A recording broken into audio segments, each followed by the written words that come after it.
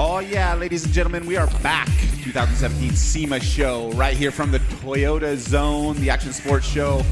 Your man, Dan McGranahan, my boy, Grant Langston, Mr. Scott Nunez, and we have an incredible guest for us right now. He is the reigning Top Fuel champion right now, Mr. Antron Brown.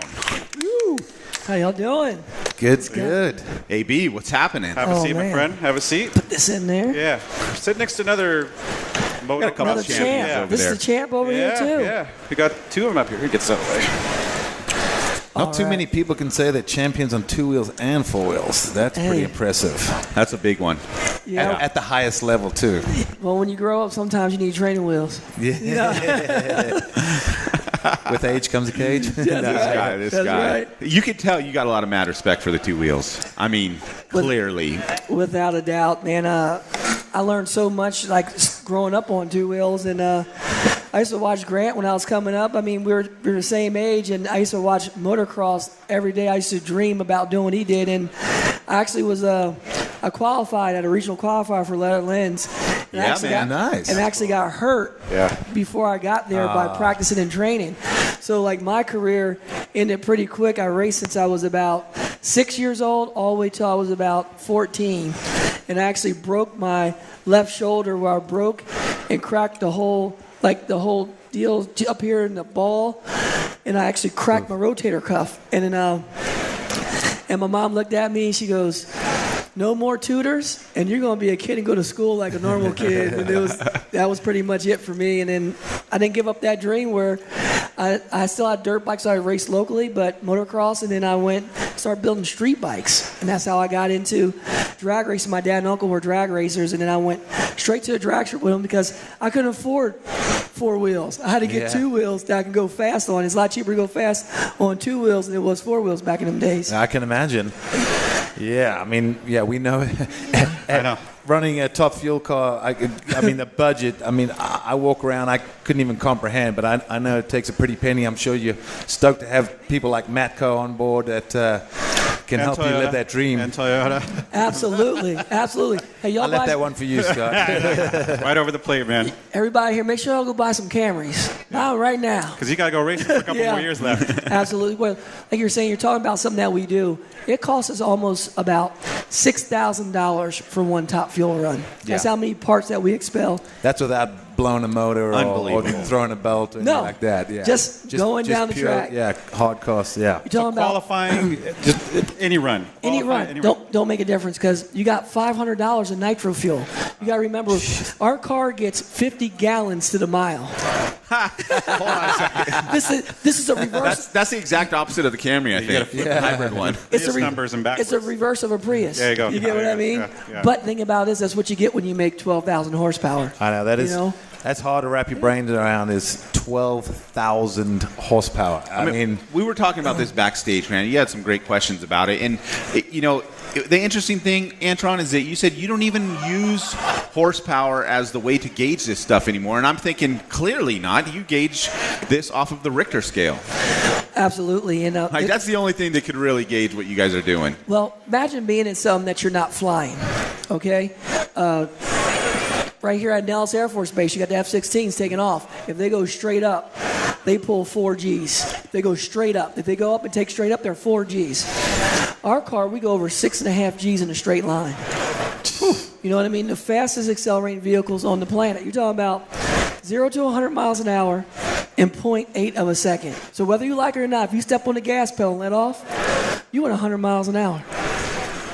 Insane. Something's not right about that, is it? So, well, you know what? The one thing too is, you talk about the G's and taking off, and I think that's what most people think about. The deceleration. But the one thing that I've seen with watching you guys, if it throws a belt or the blower goes or something, and then it automatically puts the chutes out. I mean, I've seen you guys' head just snap. Well, how is that going from, what do you call it, positive G's to negative G's? It's deceleration. And I know that's what happened to Kenny Bernstein. He had detached retina issues because of that. Joe Amato. Amato too, had the same problem. Yeah, grab a poster. Absolutely. Go, man. Yeah, for everybody out there listening, we got autographed Antron Brown posters sitting right here waiting for you to come pick it up. Kenny, come grab one while we're chatting. He can multitask. Like Joe Amato had that problem happen to him. Mm-hmm. And the worst problem of it is that they didn't have all the new modern stuff like we have now. Yeah. Like the head and neck strength devices. That really stops your head. And then back then, people used to drive race cars being comfortable.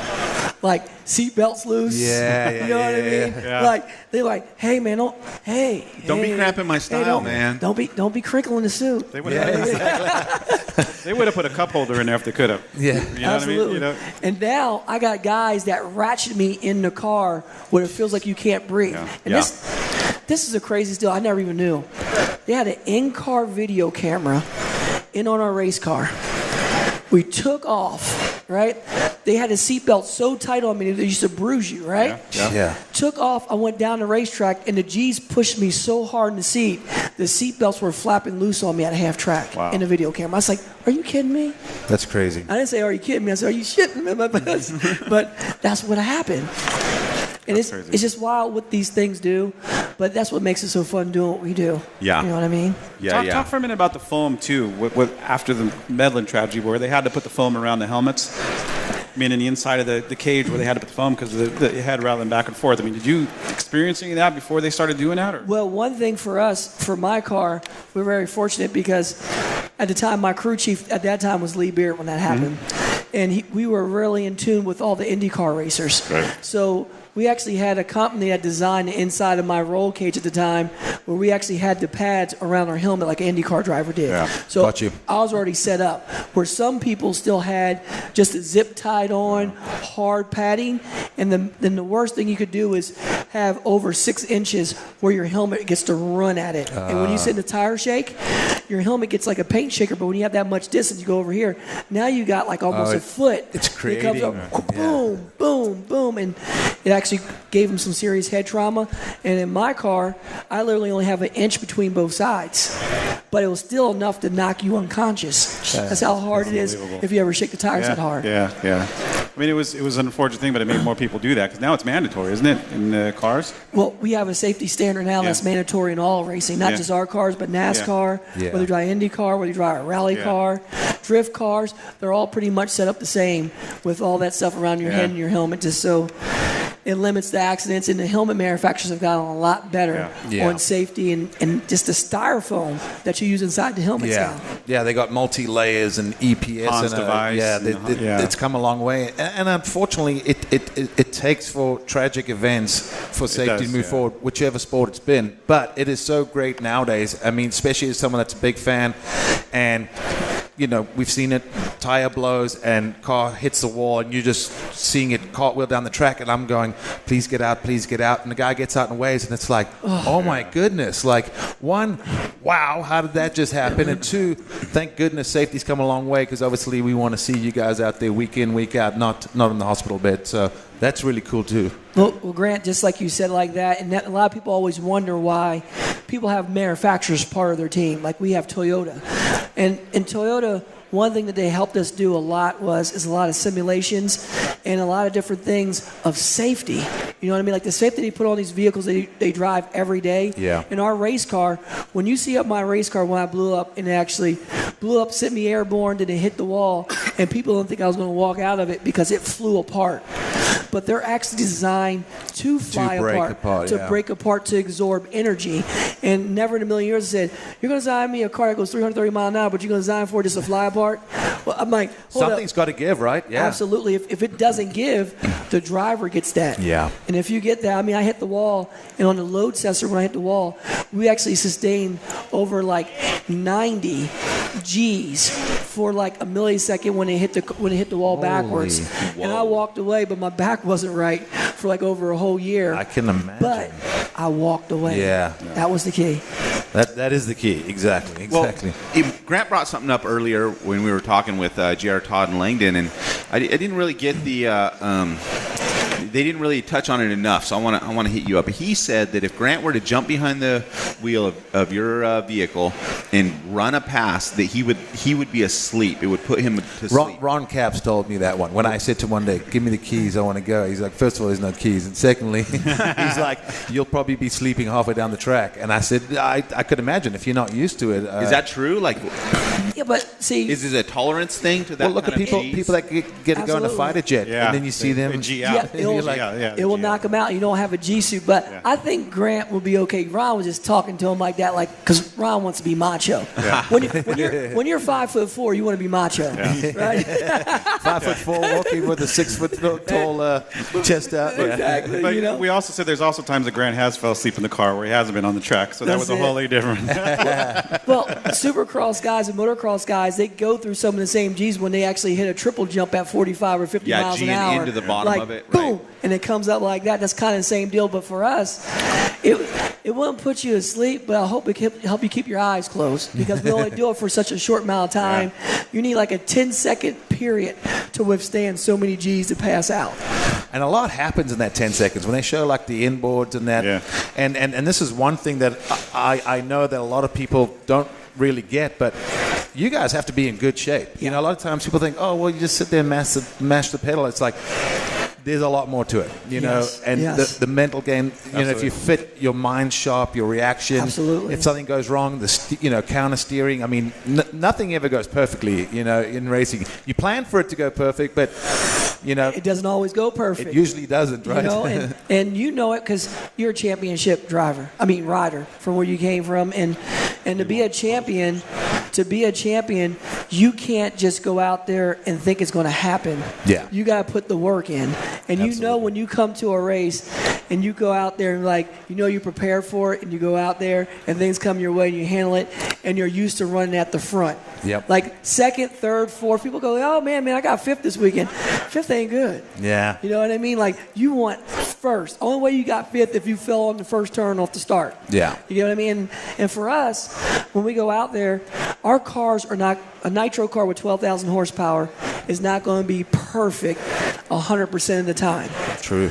But when it is, you got to be ready to take hold of it. So if you're a 50% car, 50% driver, what about if you never show up the same time the car show up? You never win. Good point. You never win. Good point. You'll never get to that 100% combined. You get what I mean? So if you're a 98% driver and your car's 50%, well, when your car shows up, you can win half the races. You get what I mean? And that's the way I look at it, where I go, all the people before me, what makes them so great? Why are champions champions? You get what I mean? Why are they champions? Because they prepare, they put the work in, and they showcase it on Sunday on race day. Oh, yeah. You know? Hey, you guys, we got Antron up here signing posters, so come grab one from him. We're talking to him, but he can talk and sign. He can multitask like Absolutely. No one see, man. Come on up. Yeah. He can actually sign autographs while going down the drag strip. I can't do that. I can't sign in 3.6 seconds. Right? Yeah, exactly. Let's time him right now. What do we got? So a question I was going to ask you, because I know with NHRA you get points per round and all that. Do you have a chance to win the championship next week? I do. I have a mathematical chance, but it's a long shot. A lot of things got to go wrong. Like Steve Torrance in the points, he's got to lose first round. He doesn't lose first round too much. If he loses first round, we've seen that happen many a time. It happened to me. It's happened to everyone. Yes, and but if that does happen, I definitely have a really good shot. You know. Never say never, man. Mathematical is still in it. We had a good year this year. We just had a rough countdown. And when the countdown started, we had some mishaps and things didn't go our way, and we had some clutch issues that plagued us, and we finally just getting to work out where we're going to finish the year strong. But the thing about it is, 6 race for a championship's hard. Yeah. It's hard. Explain to us, because you did this a little bit. Explain to the people here. When you're driving this thing, there's not two pedals. You don't have a pedal where you're running the clutch and a pedal where you're running the gas and a pedal where you're running the brake. What pedals are we working with here, and how do these things operate? Because this was really unknown to me. Well, what we actually have, we have a clutch pedal and a gas pedal. We don't have no room for a brake pedal because it's so narrow. So we actually have a handbrake. Okay. So we have a handbrake, and the coolest part is that I use a clutch to hold the car still. Let the clutch out, do a burnout. Once the car stops, push the clutch back in. Well, explain the burnout deal, too. Well, when you do a burnout on top fuel car, we have a throttle stop. Put on the side of the injector, and our throttle blades only open up 3/16 of an inch to do a burnout, and actually holds the car at 6,500 RPM to do a burnout without over-revving it, so you don't tear your engine up before you go down the racetrack. Then when we come back to take the throttle stop off, to activate the clutch, the coolest part we actually have a button, an air activator switch under the throttle pedal. So when you step on the gas pedal to go wide open, it activates all the clutch timers, and it makes the throw-up bearing start moving so it can get out the way of actually our centrifugal clutch levers. The levers come out, apply the clutch. That's how we control the car. When people think our car is changing the gear, it's not changing the gear. It's actually just getting clutch load on it where it goes, and then it locks up 1-to-1, 550 feet, and then goes out the back door. So it's a unique deal. It's a lot going on because we have about 5 timers that go off. Then you can control how fast it moves the bearing when those timers do go off. Then you can move those timers at different times to go off. So, and then you can change the clutch pack, fuel, ignition timing, tire pressure, wheelie bar height. And I mean, you can change all this stuff to make it go down the racetrack or not to go down the racetrack. Yeah. Because one nut Interesting. on our clutch, one little 1/4-inch nut, one nut is 3 grams. That's the difference between going to world record, going down the track, or it could smoke the tires. Not going down the track. With one nut that you get at the hardware store. But like Grant was saying when we were talking back there was there's no way you could do that manually. No. You couldn't, like what you were explaining to us, you can't do that. It would be literally impossible to do that all manually. No, we have a clutch dyno at the race shop. The coolest part with the clutch dyno is that we can simulate it, what a clutch does. And it measures plate load, like how much those levers are really pressing those clutch plates together. And that's how much pressure you'll have on your foot. Well, your foot can hold a lot of foot. Right. You have to do different levers. Where our clutch actually puts out close to almost 4,000 pounds of plate load. So if you think with your left foot that you can actually hold mechanically, by the time it gets to the lever, it'll be about 2,000 pounds that you have to hold with your left foot. You want to have a left foot, left leg, knee, or nothing left. You know what I mean? Especially if you lock it out. No left foot, left leg, left knee, or nothing. No, not at all. Not at all. When we tell people that it actually has a handbrake in the car, people kind of freak out. Like, what do you mean a handbrake? Like, we were talking about that before, and people have said that, like, he's got a handbrake in there? But And it's more of a holding brake. yeah, it's right? more of a holding brake. Yeah. Staging Well, too. it'll stop you. Let me tell you something. I had a deal happen to me one time. It's where just working the front wheels? No, just the back wheels. just No the front back wheels, wheels. okay. Just back wheels. And they're carbon rotors, carbon pads, and the hotter you get them, the more they work. Okay. And the coolest part is that I can tell you, I was in Englishtown, New Jersey, back in 2008. Remember, like yesterday, they had a gust of wind coming, and Englishtown's a short shutdown, so you have to be quick on the brake. Well, I was too quick on the brake. So when the pilot chutes came out, I grabbed the brake and I jammed the pilot chutes back into the back of the race car. Oh. And my chutes didn't come out. And I raced a 1/4 mile this time, and I went 335 miles an hour. And then I had no chutes. And I stayed And you obviously didn't know what was going on. You just knew something weird was going on. Oh, I knew what was going on. You knew. Because I ain't feel this. You don't feel this, You didn't and you're fall like for it. this, and you see the end of the track coming quick, you know something's wrong. Okay, so I'm on the brake, and I'm riding the brake, and I'm like, come on, Can you baby. feel the pressure on the brake? When Well, you, So you have to let Yeah, off yeah. that brake to get those Yeah. chutes to come out. Very No, counterintuitive. it wouldn't come out because it was done. once you Yeah, did once the they brake, the pilot chutes okay, came back and got jammed into the wheelie bar. They're spring loaded, yeah, right? and they're not coming out. They're not pulling them out. So but you can feel that when you're trying to. no, when I'm on the brake, once I was committed to the brake and I didn't feel the car pull back, I was like, That's it was gotta like be the worst you're on feeling, for the man. ride for your life. So basically, what you're saying is you got to hit the chutes and then go for the. You can't do them kind of simultaneous, Yeah. and that's what went wrong. Yeah, well, I hit the chutes. So what is the hitting the shoes? A little red button? Like what do you? We got a what do you button on do? the steering wheel, or some people got manual levers. I hit the manual levers, came back, and what I did was once I hit the levers, I pulled the brake too quick. You've got to let the chute come out. Do its work. You got to let the power And chute then come out open and it. grab it. And once it grabs, and once you feel the car snag down, you should get on the brake. But I was a rookie driver. That's my first year of racing, and that's the first time I ever grabbed them too quick because I knew it was a short shutdown, so I wanted to shut down. But I can tell you this, is that all I remember was I saw the sand trap coming up, and I see the guy at the sand trap with the flag going like this. He did that about 5 times. You see that jerk go like this. He get out the way, and I was like this. Come on, baby. I took both hands off the steering wheel, and I was on that brake like this. I was like,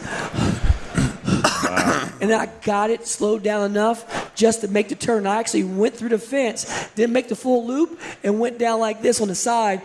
Went riding down in the grass, down the hill, and I got her stopped without hurting the race car. I feel like I saw that. Oh, yeah. I'm pretty sure I watched that one. Question: do you pack your own chutes like Yes. some drivers? I Yes. know, like Ron said, I won't let everybody. anyone do it. I do it because it's the most important thing of the safety that I've got control of. So I make sure I pack them. Yes. Well, you want the truth of that, Grant? You want the truth? Yes. See, I just tell the truth. Okay. I like that. I pack the chutes, but sometimes I can't pack my chutes. But the chutes, they're almost like a person jumps out of an airplane. As long as you fold them up a certain way, they're not going to mess up when they pull out. Is it just more the knowing that you? Well, it's the knowing, right? Well, Ron packs his chutes because his car faces a certain way, and he puts his chutes right in the middle of the aisle, and where all the people are walking through, and all the ladies come by and go, for more "Hi, attention." Ron." Checking out the shoot, man. I got to get them chutes. I got to get them chutes. Puff that chest out. I'm just joking. That's pretty funny.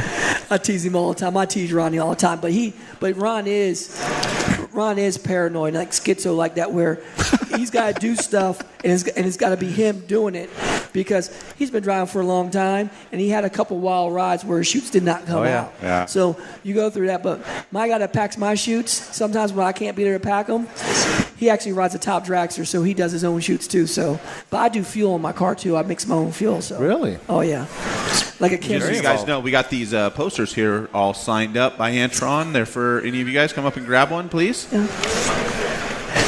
Yeah. Absolutely. So let me get just a little off topic. We had Langdon here yesterday, so he got his license for Funny Car now. Now, usually, isn't it go from Funny Car to Top Fuel, or is it Top Fuel to Funny Car? I think so. Oh no, it can go either way.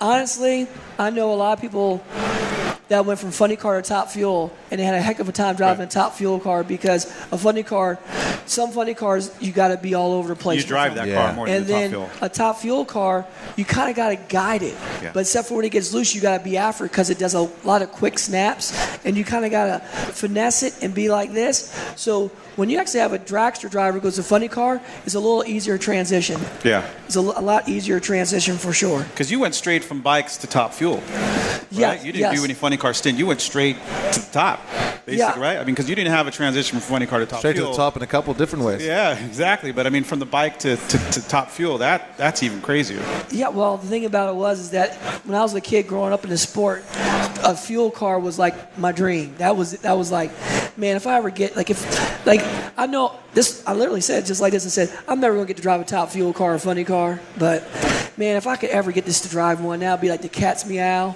because you grow watching it like a little kid. I did my motocross deal. I did the pro stock bike deal, and I was happy. I'm like, man, I'm just a professional. Like I'm here. You know what I mean? I'm paid to do this. I'm getting paid to do what I do. One of the boys. Yeah, and I love what I do. I'm out here doing it, or I could be back at home digging ditches. Yeah. You get what I mean? Like literally on the family business. And I always tease my dad and uncle, because we have a septic tank business too.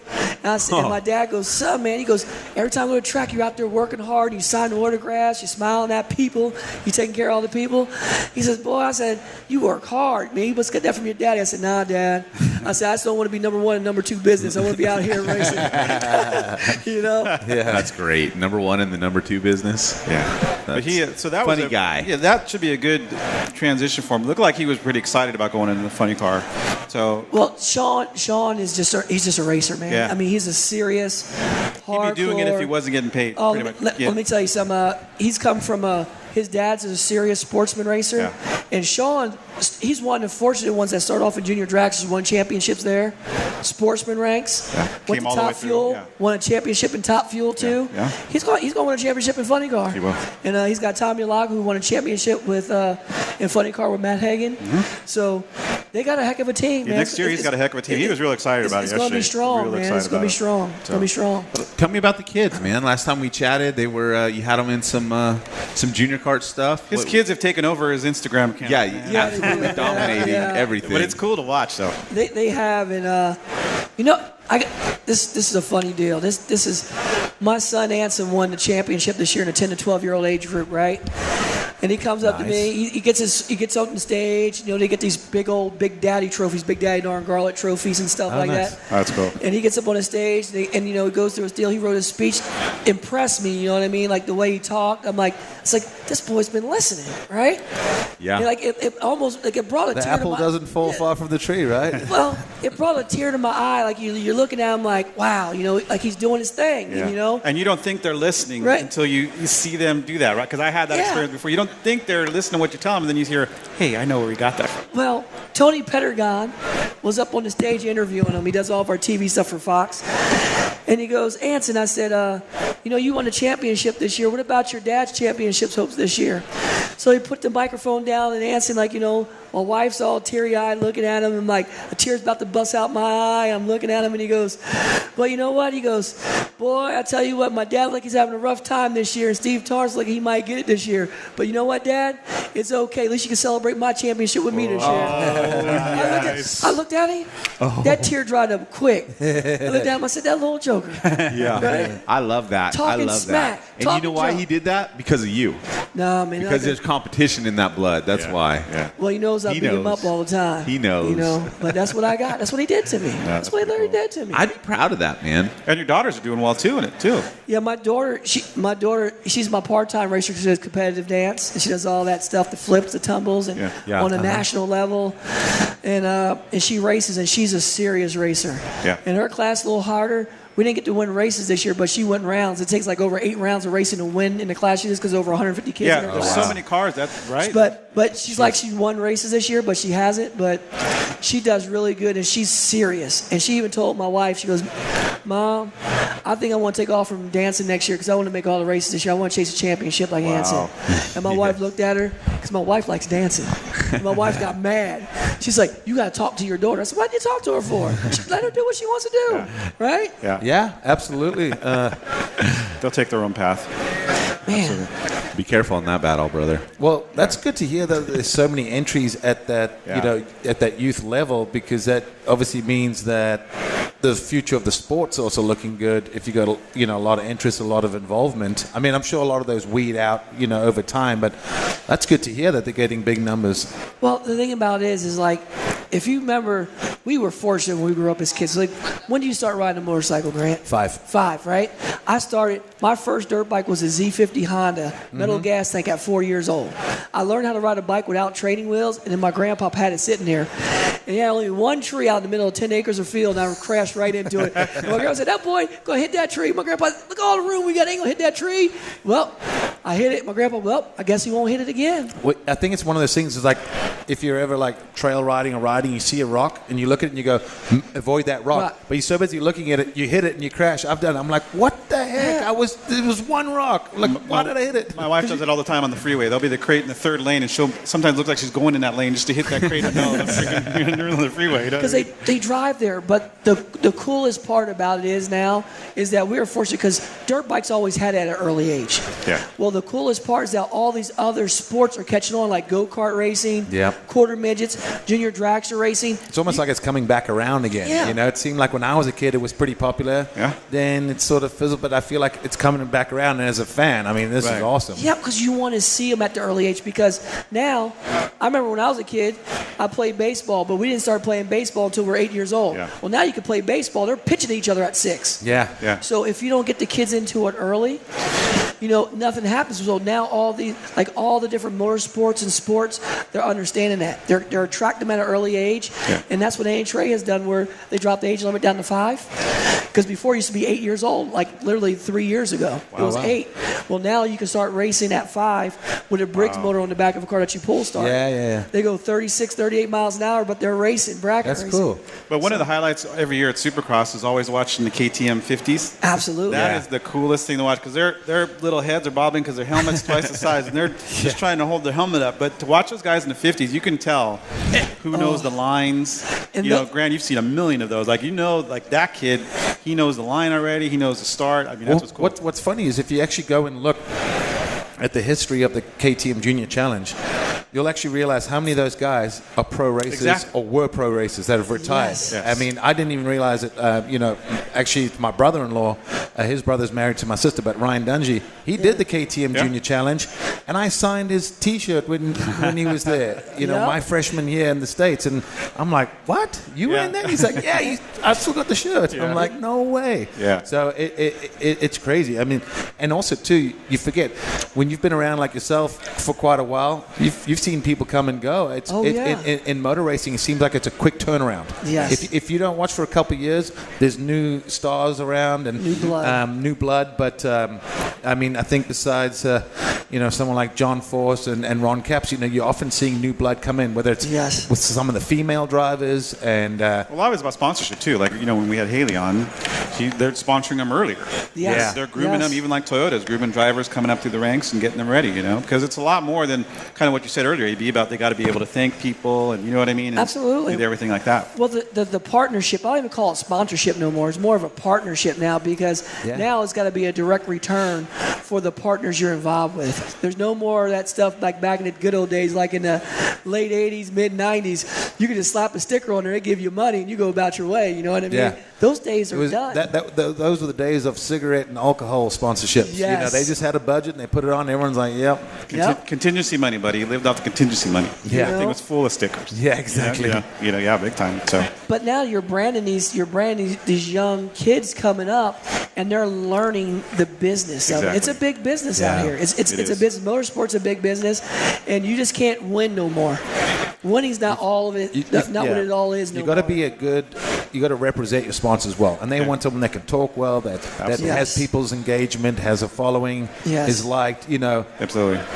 And that's part of the whole package, because even like you look at Dale Jr., the most popular driver, but he really hasn't won much at all, but the people love him. He's good with the crowd. He's good with the sponsors, and the sponsors see the return too. Absolutely. On it as well too. Well, that's and there's such a lineage story with him. That's just like John Force. You know what I mean? Like when you see Courtney and Brittany, like they're their own sustainable stars now, but when they first came out, they were already like superstars because they're John Force's daughters. And Junior was also the same way. Yeah, same way. It helped that they could drive. The way. Yeah. But it helped that they could drive too, because they couldn't just do it. Yeah, but they got talent, But see, the thing about it is when you look at it, his dad was incredible, man, too. Yeah. His dad was a phenom, just like John Force, 16 time. Yeah. He won 16 times. I know. And he's not retired yet. You know what I mean? Yeah. And he still talks as fast as he drives. He still loves the sport and has the enthusiasm. That he talks the same way when you see him in person. You see him at the lawns in the middle of the night. Absolutely. So it's pretty cool. I'm just looking at your some of your stats here, Antron, and it talks about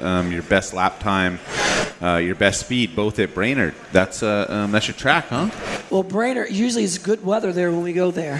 Here you go. It's usually really, really good weather when we go to Brainerd.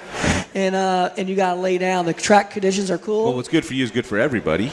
Well, absolutely, but we're just able to make it happen. That's your spot. You know what I mean? We're able to make it happen when we get there. You go up there to it's cold up there, boy. Okay. Yeah. It gets cool up there, and we go up there like at the end of summer, and the weather's just prime and right, and the track is. And our Mako boys know how to throw down. Our Mako Toyota boys, they put it down. Yeah. What's your car favorite? likes that cold air? Yes. Oh, yeah. It likes it when it's cool, man. When it's cool. It's a race car or any vehicle that you drive is just like the human body. The right temperature is cool. You got high barometer with a lot of oxygen in air. You're going to perform well. Right. If I take you up to Denver and let you run around the track, brother, you ain't going to last a half a lap. Right? Yeah. Well, it's like you said, optimal temperature, and most engines, the biggest enemy is heat. Yes. So what's the ideal track you go to for that? I mean, when you go, hey, I'm going here. I know the conditions are going to be good. What's the first one or two tracks that come up to? One of them for sure is, like we said, Brainerd. Okay. And then another racetrack will be coming up here at the finals in Pomona. Yeah. Pomona will be a really good one. When we go to Sonoma, California, we have a night run there in the evening. Yeah, it gets really cool. All the cool weather coming off the bay from San Francisco going over there to Sonoma. And then another track that could be really, really good is Dallas, Texas, because we race it in St. Louis. We race it in the fall time. And they could be... You run at night there too, right? Yeah, and Phoenix, Arizona, and Topeka, Kansas. Those are your get fast. Topeka is lightning fast. Yeah. Lightning fast. Smooth. Yeah. And this is the crazy part. the weather's just good enough where you can still make power, but then the air's thin enough that it loosens the car up to go faster and quicker. We run all of our big mile an hour in Topeka. Yeah. I noticed that before, and I always wondered, and I was going to ask you that, are there just certain tracks that tend to gel for, either you or your car? Well, the only track that hasn't gelled for me and my car is Bristol, Tennessee, because I've won at every racetrack except for Bristol, Tennessee. Been there in the final, but some tracks just are easier. Like we win a lot in Atlanta, Georgia. Don't know why. We've won out of the last 7 years. We won there 5 times. It's like you just show up, and it was like in St. Louis. We've won there in the last 6 years. We won there 5 times. It's just like certain tracks. You show up and the stars align, and our tune up, our car. We're just on. Can't answer it. So are you like that typical racer when you go back to those tracks and you get there? You're like, all right, we're going to add another trophy to the cabinet. You feel that way, but you get there, you still got the same nervousness. Yeah. You know what I mean? Because you want to do well at every racetrack, but you go there. The bad part is when you've done so well at a track so many times, you're like, oh man, this probably ain't gonna be the year. You know what I mean? You're thinking the opposite. You know what I mean? It's like if I don't win, it's kind of like a failure. Yeah. So the pressure's on. I got to go and keep this win streak going. Absolutely. Hey, you guys, Antron is signing stuff, so you want to bring something up, get it signed. We got these posters here for you guys as well. Hey, tell me something that's going on this poster right here. I see the names all over the design of the car. Is there something to that? What am I looking at? Oh, that was the coolest part about it is a lot of people always thought that was like fallen war heroes. Sure. But what that is that's all 1,800 plus of our Matco distributors across the country from their mobile tool stores.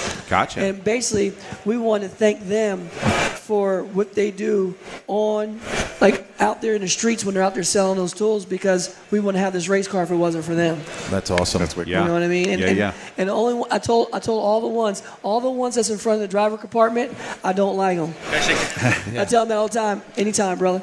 I tell them I don't like them because they beat me to the finish line all the time. That's what I tell them. Yeah, well, you are sitting a little further back, right? That's right. Hey, I got one more question on tracks, and it's just pretend it's us girls in a room talking.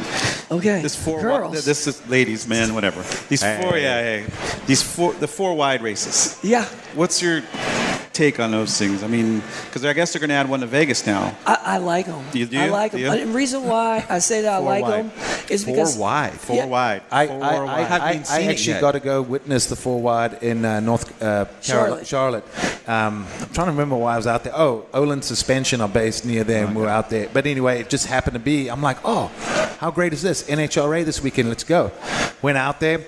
And as a fan, when you have a good drag race with 2 cars, it's awesome. But a lot of times one will smoke the tires or not really make it to the finish line. Yeah. When there's 4 wide, if 3 of them make it to the finish line and the sound waves hit you, it just magnifies everything, and it's really incredible. I remember when I was there, I was like, oh, I wonder what 4 is going to be like. It's probably just cooler to watch as for a race standpoint. But I was like, the sound waves just really intensified, and it was awesome. Yeah. AB, do you have to do anything different for that? I mean, is it the same? Well, this is the difference. Okay, when you get to Put your blinders on. When you race one car, you can look at them and you can strategize. And pre-stage. When you pull up and deep stage and stuff, Think about it. Like if you're racing somebody that that's never been faster than a 375, you can kind of calculate that. All right, well look, let's go out here and run a 72. Yeah. You get what I mean? Turn it down. Or let's go out here and do this. Or this guy likes to stage this way, so I'm going to stage this way. I'm not going to give him his advantage. Yeah, you get what I mean? Like you're going to do stuff that's going to benefit you to give you the maximum chance to win, right? Well, when you go 4 wide, you take all that out because you can't. It's like you can't battle with 3 other guys. No, yeah. you're in a battle royal, like like the old WrestleMania. You got to watch out for your left, your right, your back, your side. But do you stage differently? Because I know there's a lot of staging I would say tactics, right? Well, how do you? Man, I can't tell you what I do. Oh, because this is recorded. wait a second. Because what's happening is I told you. You're going to give what I do away because I've won 4 of these races. And I like to win some more. Exactly. But without letting the cat out of the bag. I mean, there's got to be. You can't. It's a strategy, and what happens is what I try to do is, to be honest with you, I try to stage at a time where I know everybody's there, where nobody's jacking around. Exactly. Because when you're sitting there with the clutch out, you're heating your clutch up, and that makes you at a disadvantage where your clutch more aggressive. So you want to come in later. So you want to come in later, like third or fourth or somewhere around there. But the thing about it is, you want to be able to come in, like once they blink their lights on, you don't want to be sitting there holding somebody up so they get mad at you, so you get in a fight at the end of the racetrack. Yeah. You know I always what I mean? remember the old Warren and Jeffrey on staging wars. They Oh, had you did, pro stock huh? band. They would literally get out of the cars and want to throw blows because they would play deep stage. Warren Johnson and Scott Jeffrey on when they were running pro stock. They used to do those staging games all the time, and they would get furious at each other, man. But that's part of the race. I know. I mean, that's part of the game. You got 7 seconds before the tree goes ready for you to get DQ'd. Yeah. So people can't get mad. That's just what it is. So the staging is basically the same for the 4-wide. It's the same for the 4-wide, but I can tell you this is that the trick to 4-wide to get an advantage, you want to run the quickest ET so you can have lane choice and pick the optimum lane. So that was my next question. So you do get to. So that's how lane choice goes down. Yes. Gotcha. Yeah. And the top 2 go on to the next round. So it's not like you got to be the fastest, but you want to be the quickest because if you're the second quickest of that round, and then what about if you're slower than the other 2 cars in the next one? Yeah. You get last lane choice. Yeah. So you will get, and they always say, the lanes are all even. They're not all they're not. even. Yeah, they have different amounts of tread on them, different, all sorts of everything. differences. Different But amount you of don't get to rubber laid run down. you don't get to run every lane.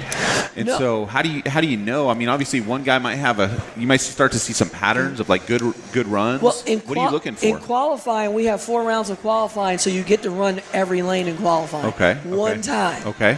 So you got one So that's shot. how you approach that. You got one shot, and what you do is we have track guys that go check the track, see how they're prepped, see how they're going, go look at it, and that's what they do. And then you come back and say, well, this is the best lane that we feel, and that's the lane you go for. But they don't qualify all 4 at a time. They still qualify 2 at a time. No, 4 at a time. Really? Oh, wow. Oh yeah, it's I all gotta get 4. to that race. Action. It's all 4. Action packed. Yes, it is. That is cool. Absolutely. That is way cool. Absolutely. All right, so the next race is Pomona. What's the next race? Yeah. Come on, the last race The last left. one, yeah. Last one. And the year is over with. Over. I can't believe What it's are you that doing quick. after the year? Man, I'm going to take some time off with the family. Yeah. You go. I think I got to take a little time so my wife can get to know me again. Wear a name If tag not- when you go home. If not, I won't have a wife. Yeah. You know what I mean? But it's time where we lay down and we enjoy the time with the family and the kids and everything else like that. Right on. That's all. What's Right cool on, is when right you on. see AB's IG, they're always somebody's at the track. Yeah. They're all together at the track, which is really cool. And I can only imagine what your schedule must be like, getting all the kids' schedule and getting everything too. I mean, just a normal thing is kind of hard to do. But I mean, when you see his IG, he's wherever he can be at a race, he's there. Which Absolutely. I think is really cool. Well, I'm at a lot of races in my kids' race, so I never have a weekend off, but it's what we do. Yeah. You know what I mean? Yeah. Having fun with them because I can't hit that rewind button. Once they get older and get out of the house, they like going to go like, hey, Dad, want to go to the track? They're 20 years old. That ain't happening. Yeah. Cool. And it's cool that they're into it as well. I mean, my kids are they're racing junkies as well. My son, he loves everything. So, when I go home, I'll have to debrief him on, I was chatting with Antron Brown and, got to meet this guy. I was talking with that guy, and he's always like, whoa, I want to go. I'm like, kid, you got school. I know you want to be there, but there's time and place. You got to prioritize everything. So. Hey, just to remind you guys, we got Antron Brown sign-in right now. So if you want to pick up something, we also have all these posters here. Yeah, we're winding down. We got to get him out to the airport. Yeah, we're going soon, to cut him off here. We got to send him out of here. So if you want to come in and get a poster, now's your chance. There'll be a few here. We'll get him to sign some before he leaves. Yeah. So you can pick some up. Well, Antron, any party words, man? It's so awesome to have you again. So thankful to have you part of the Toyota I got to family. say to everybody here that this is what Toyota's all about. Having guys like this at our events that the highest caliber, that appreciates. Second year we've done class this. and It's been cool. I competitiveness. couldn't give you a cake this year, brother, because you didn't wrap up the championship early like we did last year. But I would have, I would have I know. But way to bring it up, Scott. Well, hey, I had a, but that's what makes we racing could give you one of racing, Alexa's cupcakes. Yeah, we got But that's what makes racing though is you're not going to win it every time, but you try to. But that's what makes the challenge. I mean, so they raised the bar, and we got to come back next year and raise the bar even higher. Yeah. So that's the game plan. And work starts the day after Pomona. So when I go home, it's back to the gym, which I hate, but you got to get back to it. I hear you. All right, man. Mad respect. Thanks for coming on the show, Anytime. and thanks My for being pleasure. part of Toyota. Awesome. Thanks, Antron. Great, bro. Great, man. Everybody out there listening, this is the Action Sports Show right here in the Toyota Zone 2017, and we'll be back shortly with some more amazing guests.